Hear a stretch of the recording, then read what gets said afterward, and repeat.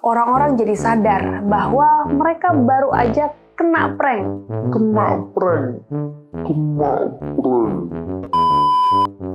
Nggak terlalu berlebihan kali ya kalau kita sebut fenomena ini sebagai krisis soulmate global.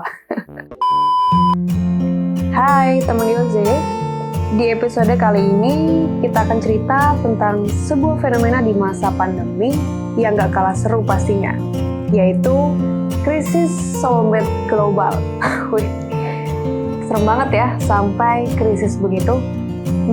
Biar relax, kayaknya kita perlu siapin cemilan, siapin minuman dulu nih.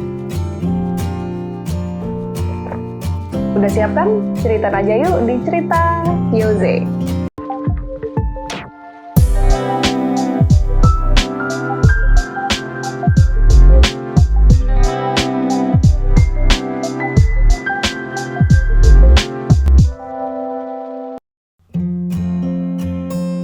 Teman-teman masih ingat nggak dengan video-video tentang 139 hari semacam ini?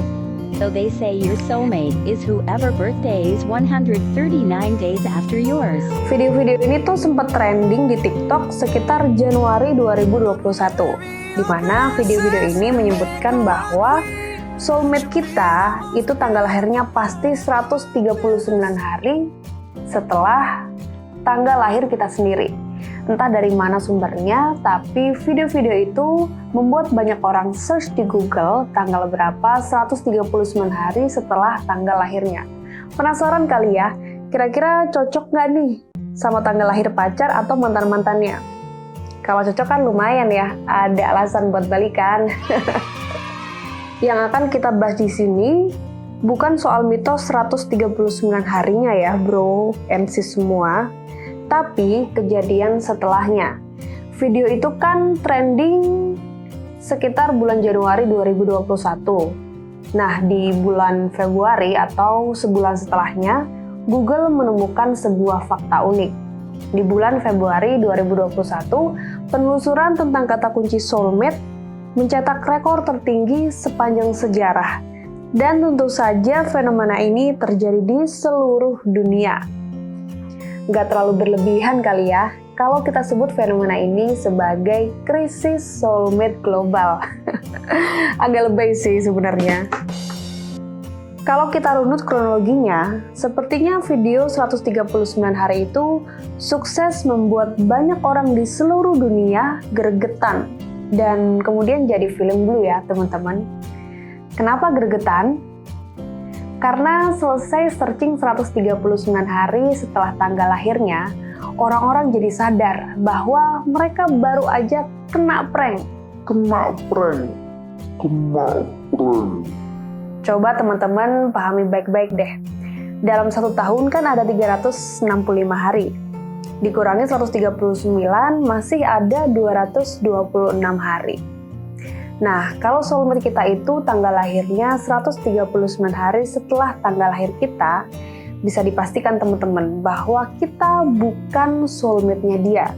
Karena menurut perspektifnya dia, tanggal lahir kita bukan 139 hari setelah tanggal lahirnya. Padahal kalau soulmate kan harus saling atau dua arah ya teman-teman. Kalau satu arah mah namanya ngaret. Krisis perasaan boleh, tapi krisis nalar jangan ya teman-teman. Terus setelah itu, kenapa orang-orang jadi feeling blue alias mengharu biru ya teman-teman? Ya namanya juga manusia, apalagi yang lagi jomblo. Kena trigger sedikit, bisa jadi baper. Eits, jangan ketawa ya teman-teman. Itu normal dan manusiawi loh. Jadi setelah kena prank 139 hari, para netizen dunia jadi rajin cari informasi tentang soulmate di Google. Bahkan fenomena ini masih berlangsung sampai sekarang loh.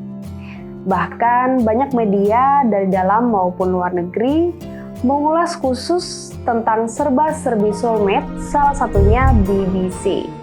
Dan pada bulan Februari 2022, tepatnya 1 tahun sejak viralnya video 139 hari, BBC kembali mengulas tema soulmate dengan judul kira-kira kalau diterjemahin kayak gini nih. Kenapa ya orang-orang masih percaya dengan mitos soulmate? Kira-kira kenapa ya? Sebelum lanjut cerita lagi, kita perlu menyamakan frekuensi dulu nih teman-teman. Pengertian soulmate itu kan bisa macam-macam ya. Ada orang yang mendefinisikan soulmate secara luas, bisa orang tua, sahabat, rekan kerja, atau orang-orang dekat yang ada di kehidupan kita. Ada juga orang yang beranggapan bahwa soulmate itu ya khusus untuk pasangan, seperti suami, istri, atau kekasih untuk orang yang belum married. Nah, yang kita bahas di sini adalah soulmate dalam pengertian pasangan ya, teman-teman. Jadi, soulmate atau belahan jiwa itu adalah orang atau pasangan yang sempurna yang ditakdirkan atau diciptakan hanya untuk kita. Kayak di lagu-lagu romantis gitu. BBC tadi, sejumlah penelitian menunjukkan bahwa memiliki ekspektasi untuk menemukan seorang soulmate cenderung menyebabkan perilaku yang disfungsional. Ekspektasi ini juga cenderung membuat seseorang sulit untuk mempertahankan hubungan dengan pasangannya. Ini karena orang yang percaya pada mitos soulmate terlalu bermindset takdir dan kesempurnaan. Jadi, kalau ada yang kurang sreg sedikit dari pasangannya, mudah berasumsi bahwa dia bukan jodohku. Putus deh. Di sisi lain, pemuja konsep soulmate terkadang terlalu kekeh mempertahankan hubungan. Menurut penelitian tadi, merasa telah menemukan sosok soulmate pada diri pasangan Anda saat ini atau siapapun bisa berdampak buruk loh teman-teman. Salah satu dampak buruknya yaitu susah keluar dari hubungan atau lingkungan yang toksik. Perasaan telah menemukan sosok soulmate ini biasanya lahir dari narasi-narasi cerita cinta atau obsesi tentang kriteria pasangan idaman yang kita ciptakan sendiri. Jadi, ketika ada seseorang yang kebetulan pas dengan narasi atau kriteria tadi, langsung dianggap sebagai the one and only sehidup semati. Padahal bisa jadi kelakuannya toksik. Lagian, konsep soulmate ini kalau dipikir-pikir rada absurd juga sih. Coba teman-teman semua perhatikan data ini deh. Mayoritas penduduk Amerika Serikat menikah dengan orang dari daerah yang sama. Lebih spesifik lagi, 43% orang Amerika menikah dengan teman SMA atau teman sekolahnya. Nah loh, ini di Amerika ya. Di Indonesia? Jangan tanya. Hayo, siapa di sini yang nikah sama tetangganya sendiri? Ngaku dong. Persoalannya, dari 8 miliar manusia di planet bumi ini, masa sih radius takdir kita sempit amat? Jadi, pasangan atau jodoh kita itu sebenarnya takdir atau tergantung usaha atau ikhtiar kita masing-masing ya? Coba sharing di kolom komentar ya.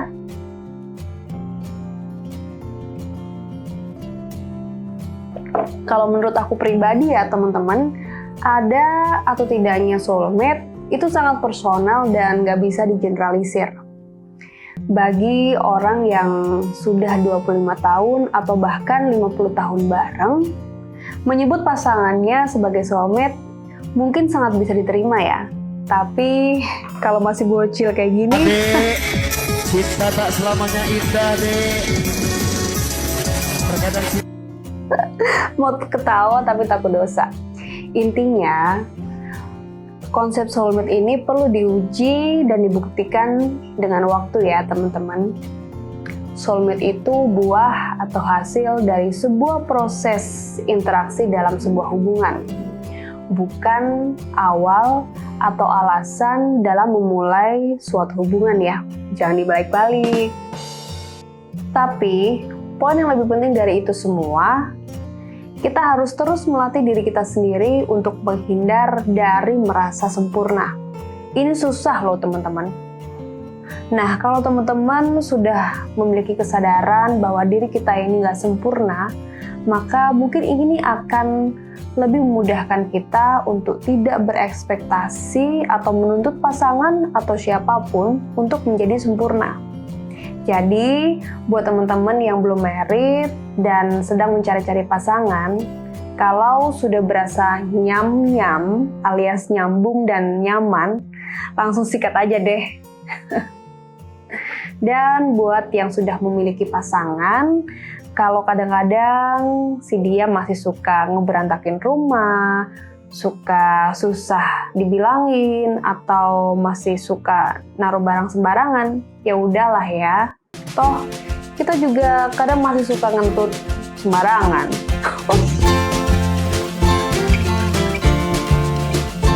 Sampai di sini dulu ya teman-teman. Sebenarnya sih masih banyak yang bisa diceritain tentang soulmate ini. Buat yang tertarik, coba angkat tangan di kolom komentar ya. And see you on the next video.